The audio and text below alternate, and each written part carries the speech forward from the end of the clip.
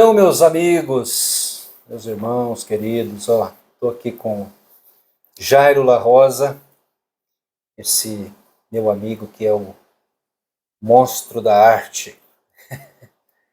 É uma alegria muito grande tê-lo aqui. Checar o microfone. Tá tudo certo? Nosso microfone aqui.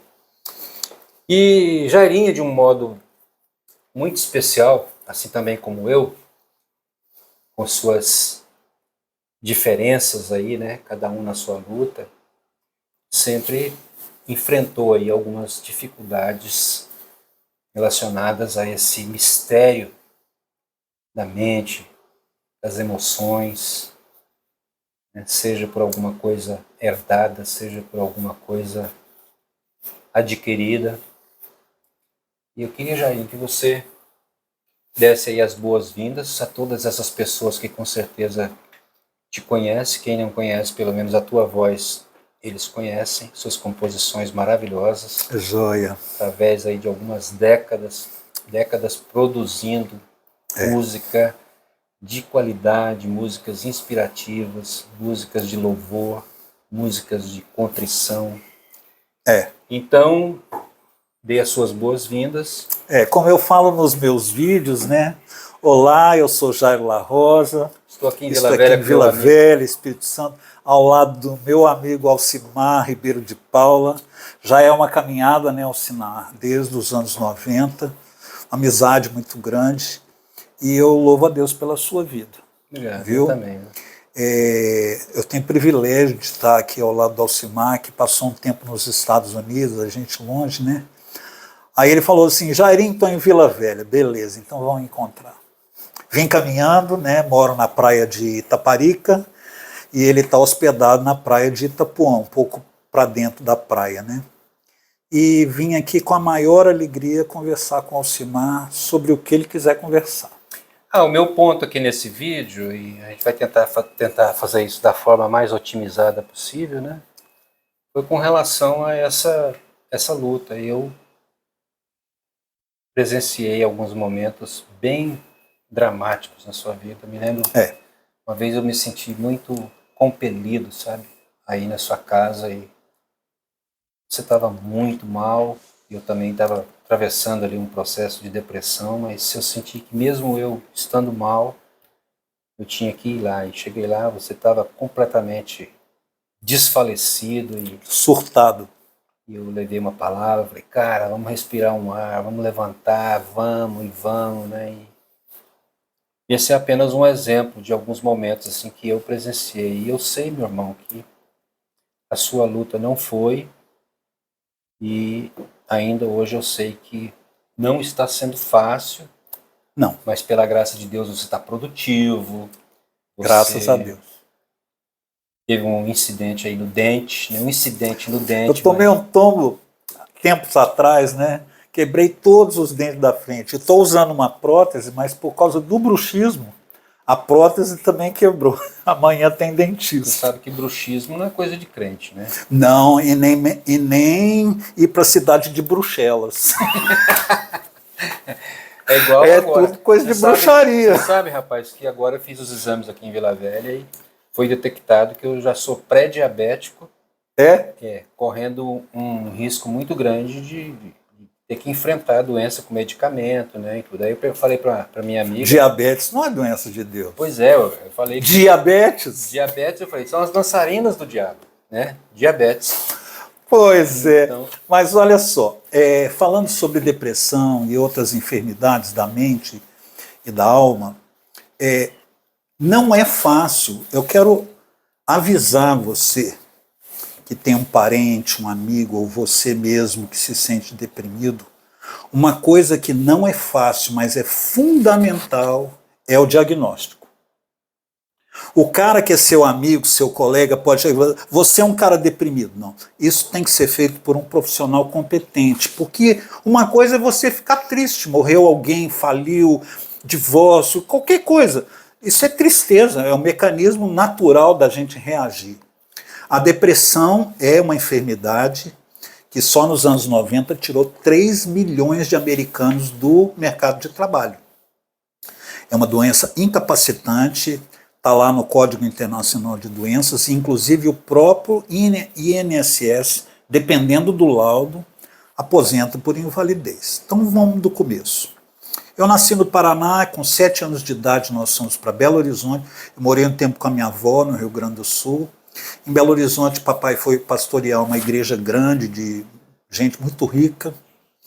E tá, com 13 anos, eu comecei a ter alguns sintomas muito estranhos. Eu acordava eufórico e ia dormir para baixo.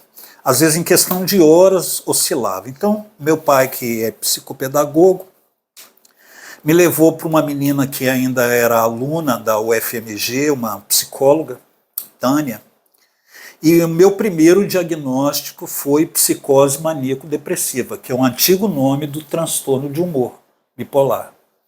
Então, é uma psicose que se dá em 2 polos, bipolar. O polo maníaco, que é o da euforia, o cara super lá em cima de uma forma anormal, e a depressão todo mundo conhece, a pessoa está para baixo e tudo. Então, às vezes, uma coisa sobre a depressão que eu acho interessante, quando eu estou deprimido eu não choro, não é tristeza, é como se a mente apagasse a luz. O que eu gostava eu não gosto mais, é uma doença da vontade. Você perde a vontade, você perde o ânimo, você perde a graça da vida. Mas eu não choro. O alvo central é esse negócio chamado vontade. Vontade. Perde a é uma vontade. Doença da vontade. Vontade de comer, vontade de andar, vontade de respirar lá fora. E o pior da depressão é quando se torna uma vontade de não viver. Eu acho que aí você tem a 2 vontade, caminhos. Última vontade. Aí você tem 2 caminhos. Você entra numa prostração improdutiva, você se apaga, ou você se mata. E esse se matar também tem 2 caminhos. Pensar em morrer, que é uma coisa que invariavelmente passa na cabeça de quase todo mundo. Em algum momento da vida. Porque se você é normal, você vai reagir. Então, num momento de muito estresse, num momento que está tudo dando errado, a pessoa fala assim, nossa, quem dera se eu morresse. Essa é uma questão. A segunda questão é o projeto. Normalmente as mulheres procuram meios menos dramáticos. Veneno, remédio, coisas assim. O homem não, é pular da ponte, é dar um tiro na cabeça. Quer dizer, isso é uma estatística por alto, né? Não é um negócio certinho. Então, lá em 74, eu não comecei um tratamento, nem terapia. Teve só um diagnóstico. A vida foi transcorrendo. Quando foi... logo no ano seguinte, aconteceu uma coisa na nossa vida como família. O meu pai deixou a religião, ele deixou a igreja para viver um esquema de comunidade. Nós já estávamos adquirindo uma propriedade para viver em comunidade mesmo, igual um kibbutz de judeus. Nesse processo, eu me afastei completamente de Bíblia, igreja, escola dominical, pastor, Deus, oração, tudo. E aí eu tive realmente uma fase que não era bipolar, era só depressão. Depressão, um ano foi passando, passou, e eu tirando ótimas notas. Todo mundo, ninguém acreditava que eu estava deprimido. Passava com nota boa, passei no meu primeiro vestibular. Naquele ano eu passei para biologia, na PUC. Naquele ano eu tentei me matar. Que idade você tinha? Eu tinha 18 anos. E naquele ano, que foi um ano profundamente dramático, em 79, eu tive uma experiência espiritual com Deus, na cama do hospital. Eu fiquei, pela primeira vez, em muitos anos eu senti medo de morrer. Eu pensava, se eu morrer eu vou para o inferno, porque eu não sou salvo. Jesus não habita no meu coração. Eu falei, Jesus, pelo amor de Deus, me tira daqui, desse hospital. Eu não quero morrer.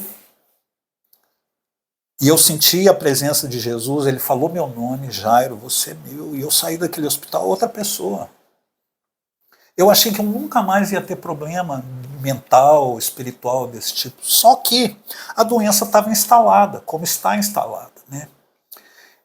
Nas duas famílias temos suicídios, na família do meu pai, da minha mãe. Eu já venho de um histórico familiar, de uma tendência de genética muito forte para essa área. Tanto para a depressão clássica, que é só para baixo, quanto para o desequilíbrio, que é o transtorno. Outra coisa sobre o transtorno é que ele é igual ao autismo, ele tem espectros. Só o Código Internacional de Doenças tem 7 tipos de transtorno bipolar. 7 tipos, só do transtorno bipolar. Então, o que acontece? Tem épocas que você tende mais para uma coisa, mais para outra. O que aconteceu em 79? Eu me converti, eu voltei para a igreja e eu já era cantor desde os 4 anos de idade, aí eu afundei na música. Eu encontrei na música meu meio de expressão com o mundo, com Deus, comigo mesmo. A coisa que me dá mais prazer na vida é cantar e compor. Não tem nada que me dá mais alegria do que isso. E cantar e compor para Deus. Então aquilo foi joia porque eu entrei para o coral da mocidade, para o coral masculino e para o coral dos adultos. Eu ensaiava a semana inteira. Praticamente passava o fim de semana na igreja. Fui para o seminário, em 81, e lá começaram as minhas composições assim. Eu já tinha umas 2, 3 músicas, mas lá eu fiz o Agrada-te, que depois eu vou falar. O que acontece com o Jairo? Eu vou para o seminário deprimido e volto com transtorno. O diagnóstico do transtorno bipolar ele é muito mais complicado, gente. Uma coisa é você saber que a pessoa tem depressão. A outra coisa é você olhar para a pessoa e falar assim, como é que ela está hoje? Quem é ela hoje? Porque ela, além de afetar a vontade, agora o transtorno afeta a personalidade da pessoa. O humor. É uma pessoa instável. E o mercado de trabalho não aceita gente assim. Não. Eu sou aposentado por invalidez. Eu estou bem, estou joia. O mercado, a igreja, as pessoas e também a igreja. A igreja por quê? Não suporta. Quando eu estava em determinada igreja trabalhando, eu trabalhei em várias igrejas, levaram gente lá em casa para expulsar meu demônio. Umas 3 ou 4 profetisas lá, intercessor e tal. E meus filhos ficaram olhando para aquilo, meus meninos eram pequenos, assustados. Muito. Muito, porque foi feio o negócio. Eu falei, não tenho demônio, finquei o pé, fiquei de pé, não caí, não espumei. Por quê? Eu tinha uma enfermidade maltratada. Maltratada. Então, a vida toda eu tive uma ânsia não sei do quê. E problema comigo mesmo, porque eu não me aceitava. Eu sou um doente, eu falava assim. Por que eu sou um doente? Por que eu tenho que ser um doente? E vinha aquelas ideias de morte de novo. O problema do transtorno é o seguinte, já chegando para os dias de hoje. Quando o cara fica eufórico, ele gasta dinheiro sem poder, ele quer ficar com tudo quanto é mulher, ele fica com a libido altíssima, ele fica falante, ele fala alto, ele grita, ele briga, ele bate nos outros. O cara que é normalmente manso, pacato, intelectual, tudo, ele vira um animal. Aí, o transtorno é muito severo, o meu transtorno é muito severo. O cara vai lá embaixo, ele não quer saber nada da vida, ele se esconde. Foi nesses dias que você foi lá em casa. Eu não queria morrer, eu queria simplesmente ser ninguém, para ninguém me ver, eu queria ser uma sombra. Então o transtorno, ele mexe com tudo isso, e dependendo do jeito que você é e do tratamento que você está fazendo, isso fica muito perigoso, porque você vira uma pessoa em quem ninguém pode confiar. Né? Então, mais recentemente, o que aconteceu? As pessoas veem aquela indicação de que você é um mau caráter. É culpa minha, é pecado. Não, já nem aconteceu porque é maldição hereditária, umas baboseiras assim, né? Então, o que aconteceu em 2015? Eu não estava bem, eu estava tratando com um médico que não tinha acertado minha medicação, um homem muito ocupado, me atendia no corredor da Santa Casa, ele já chegava com um bloco de receita na mão. Eu era mais um que ele receitava isso e aquilo. Ele me chamava pelo nome do meu remédio. Aliás, eu não vou citar remédio nenhum aqui, tá, gente? Para não incentivar de ninguém dizer, eu vou tomar tal remédio, isso o seu médico é que tem que falar. E outra coisa, começa numa dosagem, muda de remédio, até acertar, gente, é meses ou até anos. O que aconteceu em 2015? Eu estava péssimo. Péssimo, lá em cima. Só falando besteira, fazendo besteira. Aí teve uma reunião no meu trabalho e levantaram 17 acusações. O Jairo fez isso, o Jairo fez isso, o Jairo é assim. Isso num sábado. No domingo, eu tentei me matar de novo. Crente, pastor, músico, bem-sucedido, uma família linda, tudo de bom. Só que eu fui no fundo do poço de novo. E foi a última vez. Por quê? Você conhece o pastor Iranildo? Meu psicólogo? Eu vou te arrumar uma psiquiatra. E eu estava assim, surtado. Para eu conseguir minha aposentadoria, alguém teve que levar lá em casa, me pegar de carro e me levar no INSS para assinar os documentos. Tão ruim que eu estava. Então essa médica começa um processo que é um tripé. Eu vou encerrar dando o mapa da mina. A primeira coisa que uma pessoa que tem transtorno precisa entender é que não basta o remédio. Então, o primeiro pé do tripé é o remédio. É a medicação física.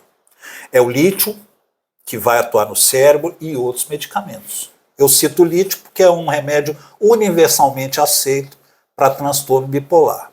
Quase todo médico vai compor a receita com isso. Segundo pé do tripé é o acompanhamento terapêutico. O psiquiatra te dá o remédio. O psicólogo te ensina a reconhecer que horas que você tem que tomar o remédio. E que horas você tem que parar. E se está muito dosado. Porque todo remédio, principalmente psiquiátrico, ele tem efeitos colaterais muito fortes. Eu não posso mais dirigir, operar máquina, uma série de coisas que eu fui sendo limitado pelos medicamentos. Eu prefiro o efeito colateral do que a doença. Terceiro tripé é a sua vida com Deus. Não vou falar nem igreja. É a sua relação com o sagrado, com a palavra de Deus, com o amor de Deus, com a paciência de Deus, com a providência de Deus.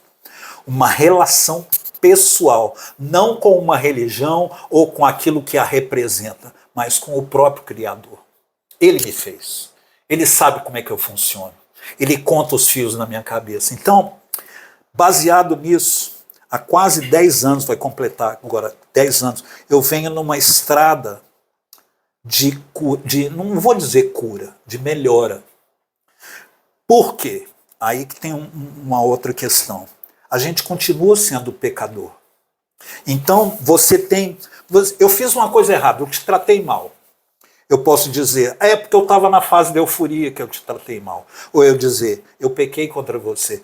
Você tem que saber discernir para não jogar um na conta do outro. Uhum. Eu fiz tal coisa, foi pecado. Não, exatamente naquele dia eu não estava consciente das minhas atitudes. Eu fiz aquele tal dia, foi o remédio. Não, não foi o remédio. Naquele dia eu pequei. De fato, conscientemente, eu fiz uma coisa que ofende o caráter de Deus. Então, o transtorno, eu falei mais do transtorno, né? É possível viver com ele. Eu nunca fui curado. Eu espero ser curado. Do mesmo jeito que eu fechava o olho na igreja e pedia para ser curado de miopia, quando eu abria, que decepção, né? A miopia estava lá. Mesma coisa o transtorno. Amanhã eu vou estar bom. Amanhã eu estou melhor. Mas eu ainda tenho uma doença instalada e ainda sou uma pessoa pecadora. A tendência de quem tem problemas emocionais é ser o centro do mundo. Tudo preocupa ela, tudo é por causa dela, tudo é para fazer mal, tudo Deus desistiu de mim, Deus esqueceu. São enfermidades muito egocentradas. Tudo eu me senti assim, eu fui leso. Autocomiseração. E isso é pecado, isso é pecado. A autopiedade é pecado. Coitadinho de mim, de jeito nenhum. Estou vivo, Deus me deu condição de conversar, de falar, de existir. Então, apesar de ser aposentado, hoje eu atuo como professor de crianças, como músico, né, como pregador, eu tenho a minha atividade e, assim, não me sinto um inútil. Eu acho que eu vou caminhar para ser desnecessário, mas não inútil. Porque a velhice é assim. Você tem que passar o bastão. Vai chegar uma hora que você não vai poder fazer determinadas coisas. Isso para mim não é frustrante. Eu estou mais perto da glória. se tem alguém que tem mais possibilidade de morrer aos 63 anos, sou eu do que o cara que tem 20. Agora, eu posso encarar de uma maneira negativa ou de uma maneira positiva. Eu vou ter barriga de 63 anos, careca de 63 anos, cabeça e experiência de 63 anos. Eu tenho 63 anos de história para contar. É isso. Muito bom. Muito bom, Jairinho. Ok, gente. Eu acho que essa palavra aí do Jairo vai ajudar e estimular muitas pessoas, especialmente porque às vezes a gente pensa, né, Jairinho? Pois, por que acontece só comigo? Não. Porque eu, Senhor, tantas pessoas. não é possível. Aí quem menos você imagina passa por situações assim. E aí a gente precisa ser corajoso, como eu sempre fui. Eu sempre, quando não estava bem, digo, estou mal. Me sentia inferior. Transparente. E eu tive que filtrar também a minha vida, porque as pessoas que não me aceitavam e não me aceitam do jeito que eu sou, eu fui afunilando e eu sei hoje que é um processo. A gente não vai ter 1 milhão de amigos. E nunca. Eles que me aceitam do jeito que eu sou, então eu continuo sendo transparente. E é a mesma coisa que acontece com você, Jairinho, porque você também não tem medo de dizer que você tem transtorno, que você passa por essa luta. E essa honestidade, ela é maravilhosa. Alcimar, além do psicólogo, eu vejo meus amigos, toda conversa é uma terapia. Quando a gente fala, a gente escuta o que a gente está falando. Exatamente. Então, é um princípio psicanalítico. Né? Eu tenho bons amigos, são muito poucos, tá? São muito poucos. Mas, por exemplo, essa visita hoje à tarde, mas eu ganhei meu ano já. Pena que não dá para estocar, né? Não, nem o vento não. E nem a experiência. É o aqui. momento. Mas enfim, queridos, eu vou ainda gravar um outro bloco e aí a gente vai mexer com coisas fantásticas, né? Falar um pouquinho da história da composição. Isso. Esse dom maravilhoso que o Jairinho tem de compor. É um instrumentista também maravilhoso, já com 4, 5 anos de idade, já tocava trompete. 5 anos. 5 anos. E uma voz brilhantíssima, composições lindas. Aí, no próximo vídeo, você pode acompanhar aí, que eu quero fazer, inclusive, aqui um pupurri a capela. Beijo para vocês. Tchau.